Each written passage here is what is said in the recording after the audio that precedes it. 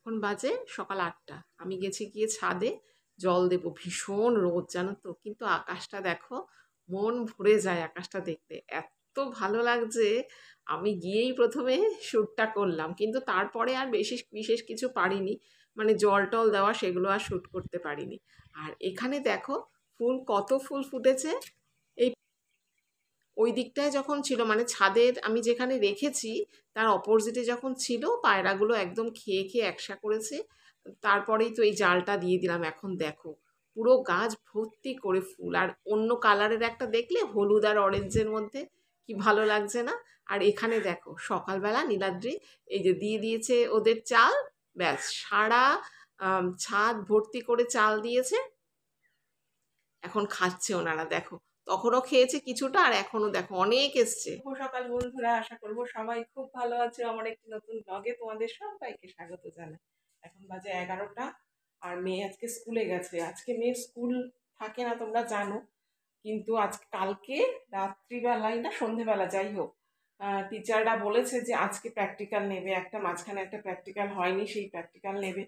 সেই জন্য আজকে ডেকেছে। আর মেয়ে তো রাগ হয়ে গেছে যে হ্যাঁ আজকে আবার ডেকেছে, কারণ সামনেই ওদের না 13 তারিখ থেকে পরীক্ষা স্টার্ট হচ্ছে। আর এখন যাওয়া মানে পুরো দিনটা, একটা ক্লাসের জন্য পুরো দিনটা নষ্ট। তারপর একটা ডকুমেন্ট জমা দিতে হবে, সেটার জন্য যেতে হয়েছে। সেটা আমরা জমা দিলেও হতো বা হোয়াটসঅ্যাপে দিলেই হতো, যাই হোক এটা স্কুল যা ভালো মনে করছে সেটা তো করতেই হবে। এখন ওদের পড়ার চাপে ওরা বলেছে যেতে হবে না, কিন্তু স্কুল সেটা তো যেতেই হবে বলো। তো এখন আমি রান্নাঘরে চলে এসেছি। সকালে তো রান্না কিছু করেছি, সেগুলো কি করেছি পরে বলবো। এখন একটা রেসিপি আগে তোমাদের সাথে শেয়ার করে নিই, তারপর ঘরের অন্যান্য কাজকর্ম করবো আর অনেক গল্প করবো। হ্যাঁ চলো। তো রান্নাঘরে এসেছি, আর এখন এখানে মুসুর ডাল আমি মিক্সিতে পেস্ট করে নিয়েছি। মুসুর ডাল আগেই ভিজিয়ে রেখেছিলাম, আর এর মধ্যে দিয়ে দিচ্ছি লবণ আর হলুদ, আর একটা লঙ্কা দিয়ে মুসুর ডালটা কিন্তু পেস্ট করেছি। এবার এটাকে বড়া তৈরি করব। আর একটা সবজির সাথে মিশিয়ে, সবজি বলতে পটল আর আলুর সাথে এই বড়াটার একটা তরকারি করব আজকে। একদম সিম্পল একটা রেসিপি, কিন্তু বেশ ভালো লাগে।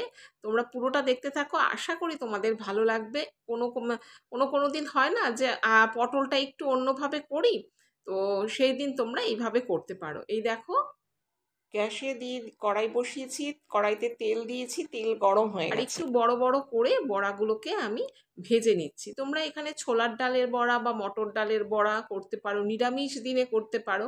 নিরামিষ দিনে অনেকে তো মসুর ডালকে মানে আমিষ বলে, মানে বেশিরভাগই তাই। তো সেক্ষেত্রে ছোলার ডাল, মটর ডাল দিয়ে করতে পারো। আমি মসুর ডাল দিয়েই করছি, আমাদের বাড়িতে এই ডালটাই চলে মোটামুটি। তো দুপাশটা দেখো ভাজা হয়ে গেছে, আর আমি না ওই কাঠের যে খুন্তিটা ছিল সেটাকে একটু বদলে নিলাম, উল্টাতে পারছি না, ভীষণ অসুবিধে হয় এই বড়া টড়া আমার ওই কাঠের খুন্তি দিয়ে উল্টাতে। সেই জন্য ভাবলাম যে এই একটুখানি রান্না তো, এই মানে বড়াগুলো জাস্ট উল্টাবো। সেইগুলো বড়াগুলো ভাজা হয়ে গেল দুপিঠ ধরে। এবার ওগুলোকে তুলে নিয়ে এটার মধ্যে দিয়ে দিয়েছি ডুবো ডুবো করে কেটে রাখা আলু। আলুগুলোকে একটু লাল লাল করে ভেজে দেবো, তবে এখানে কিন্তু এখন লবণ টবণ কিছু দিইনি। এই দেখো আলুগুলোকে ভাজা কমপ্লিট হয়ে গেছে। এবার এটাকে আমি তুলে নিচ্ছি। ওই তেলের মধ্যেই আমি দিয়ে দেবো এবার পটল যেভাবে পটলের তরকারি পটল কাটে সেভাবেই কেটে নিয়েছি। এই দেখো পটলগুলোকে আমি এখন দিয়ে দিলাম। এবার তেলের মধ্যে পটলটাকেও ভেজে নেব। এটার মধ্যেও কিন্তু আমার লবণ হলুদ কিছুই দেওয়া নেই। তো এরকম ভেজে নিলাম, দেখো লাল লাল করে। তো ভাজার পর পটলটাকে একটু সাইড করে দিচ্ছি, আর এই যে তেল আর একটু তেল দিয়ে নেব। দিয়ে নিয়ে এর মধ্যে দিয়ে দিচ্ছি জিরে, আর দিয়ে দিলাম তেজপাতা, দিয়ে আলুগুলোকে দিয়ে দিলাম। দিয়ে এবার দিয়ে দিলাম এখানে পেস্ট করে রেখেছি আমি টমেটো, ক্যাপসিকাম, লঙ্কা, এই 3টে পেস্ট করেছি। এটাকেও ভালো করে এটার মধ্যে, মানে আলু আর পটলের মধ্যে বেশ ভালো করে মিশিয়ে দিচ্ছি। আর এখানে অ্যাড করব যেটা ডেলিকার জিনিস আর কি, লবণ হলুদ আর জিরে গুঁড়ো, এই 3টেকে দিয়ে আবার বেশ ভালো করে কষিয়ে নেব। আর এখানে কিন্তু কাশ্মীরি লঙ্কার গুঁড়োও দিয়েছি। এই সমস্ত উপকরণগুলোকে আবার বেশ ভালো করে কষিয়ে নিচ্ছি। আর কাশ্মীরি লঙ্কাটা দেওয়ার পর রঙটা দেখো চেঞ্জ হয়ে গেছে, কি ভালো লাগছে না? যাই হোক সমস্ত উপকরণগুলোকে বেশ দেখো ভালো করে কষানো হয়ে গেছে। এবার মিক্সিটার মধ্যে যে বেটেছিলাম ওটার মধ্যে একটু জল দিয়ে সেই জলটাই দিয়ে দিলাম। আর যতটুকুনি জল আছে তা আমার মনে হলো যে আরেকটু জল লাগবে, তো পরে আরেকটুখানি জল দিয়ে ঢাকা দিয়ে দিয়েছি। এখন ওদিকে তরকারি হতে থাক, আর এদিকে আমি এই যে চা নিয়ে নিয়েছি। আর এই বেঞ্চটাকেও আজকে পরিষ্কার করতে হবে, এদিক ওদিক সমস্ত হয়ে রয়েছে। ওই দেখো, যেই শাড়িটা পরে গিয়েছিলাম মেয়ের বন্ধুর দিদির বাড়িতে, সেটা সেদিনকার বৃষ্টি ছিল না, নিচটা একটু একটু কাদা কাদা লেগে গেছে, তো ওটাকে না ধোয়াতে দিতে হবে। তো কালকে আর যাইনি, কালকে তো প্রচণ্ড পায়ের যন্ত্রণা ছিল, কালকে আর যাইনি। দেখি আজকে যাব, বানিরাজ্জিকে বলবো কালকে দিয়ে আসতে। আর আজকে অনেক জামা কাপড় কাচা হয়েছে, ছাদে দিয়ে দিয়ে আসতে যায়নি, এখানেই সব মেলে দিয়েছি। ওই যে এই যে এখানে সমস্ত কিছু রয়েছে, সামনে রয়েছে সব। প্রচন্ড যে রোদ উঠেছে না, চিন্তা করার বাইরে। আমি আটটা না, 8টা বাজে 10টা তখন ছাদে গিয়েছি জল দিতে, মানে দাঁড়াতে পারছি না, এত রোদ। মোবাইল নিয়ে গেছি, শুধু ফুলগুলোকে শুট করলাম, আর পায়রাগুলো রয়েছে পায়রাগুলোকে শুট করলাম। আর আর আমি যে স্ট্যান্ডে মোবাইল রেখে শুট করব, জল দিচ্ছি, সেগুলো আর পারলাম না।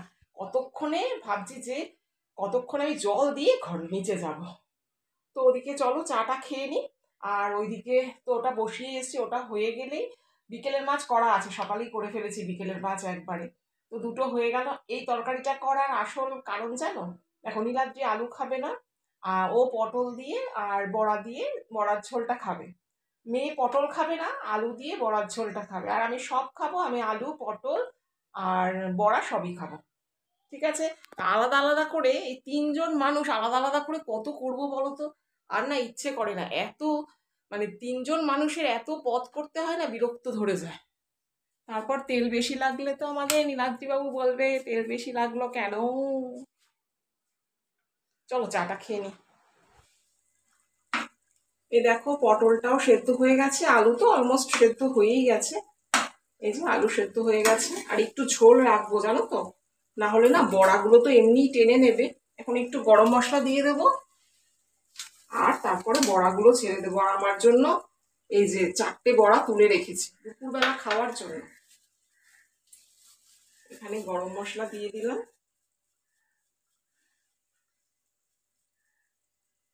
ব্যাস হয়ে গেছে। এবার বড়াগুলো দেবো, বড়াগুলো দেওয়া হয়নি, বড়াগুলো দেবো। কালারটা কিন্তু বেশ ভালো এসেছে বলো। এই এগুলো দিয়ে দিই, কিন্তু এই ঝোলগুলো যদি পুরোটা টেনে নেয় না, তাহলে মুশকিল। দেখো এখনই টেনে নিচ্ছে। নীলাদ্রি বলবে একটুও ঝোল নেই, মাছের ঝোল কিন্তু আছে।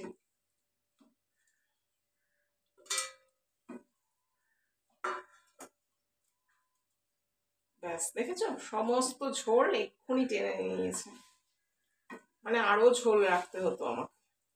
যাই হোক এখন বন্ধ করে দিই, এই মাখা মাখাই খাবে, মাখা মাখা খেতে ভালো লাগে। ব্যাস। আর এখন দেখো রান্না বান্না কিন্তু সমস্ত কমপ্লিট হয়ে গেছে, আর রান্নাঘরটাকে একদম আমি পরিষ্কার করে নিয়েছি, তোমাদের দেখিয়ে দিলাম। আর নীলাদ্রিকে এইমাত্র আমি হোয়াটসঅ্যাপ করে দিলাম যে একটু ব্রাউন ব্রেড নিয়ে আসতে, যদি খায় আর কি, তাহলে বিকেলবেলা আর কি ওকে অফিস থেকে আসার পর ডিম টোস্ট করে দেবো, আর মেয়েকেও ডিম টোস্ট করে দেবো, তাহলে ওদের খাবারটা হয়ে যাবে। কারণ মেয়ের আবারও পড়া আছে, এই 7:30 থেকে পড়া আছে, নীলাদ্রি নিয়ে যাবে। তো মুড়িও আনতে হবে, সেটাও লিখে দিয়েছি। তো আগের দিন বলেছিলাম, মানে কালকে বলেছিলাম মুড়ি আনার কথা, ভুলে গেছে। তো আজকে আবার সেই জন্য বলেও দিয়েছি, আবার হোয়াটসঅ্যাপে লিখিয়েও দিয়েছি। কারণ হোয়াটসঅ্যাপটা চেক করবেই, ট্রেন থেকে নামার পর হোয়াটসঅ্যাপটা চেক করবে যে কি কিছু আমি লিখেছি নাকি। তো তাহলে হোয়াটসঅ্যাপে যদি লেখা থাকে তাহলে ভুলে গেলেও আবার মনে থাকবে। তো ওখানে বেঞ্চটাকেও দেখলেই তো পরিষ্কার করে নিলাম, আর এখানে এই বেডটাকেও পরিষ্কার করে নিচ্ছি। আর বাইরে সত্যি বিশ্বাস করো এত সুন্দর রোদ, মানে জামা কাপড় রোদ্দুর দেওয়ার একেবারে উপযুক্ত সময়। এই সময় না আমাদের মারা কি করতো, ওই ভাদ্র মাসে আর কি, জামা কাপড় রৌদ্র দিত না, সমস্ত আলমারি থেকে নামিয়ে জামা কাপড় রৌদ্র দিত। আমারও এবার কিছু কিছু জামা কাপড় রৌদ্র দিতে হবে, কারণ একইভাবে ভাঁজ হয়ে অনেক দিন পড়ে রয়েছে। তো এই ঘরে চলে এলাম, বিছানাটাও পরিষ্কার করে নিলাম। এখন চলো এবার খেয়ে নিই। তো খাওয়ার সাথে সাথেই আজকের ভিডিওটা শেষ করব। আজকের ভিডিওটা যদি তোমাদের ভালো লাগে প্লিজ একটা লাইক করে দিও, আর এই রকম ভিডিও যদি আমার লাইফস্টাইল দেখতে চাও তাহলে আমার চ্যানেলটিকে সাবস্ক্রাইবও করে রাখতে পারো।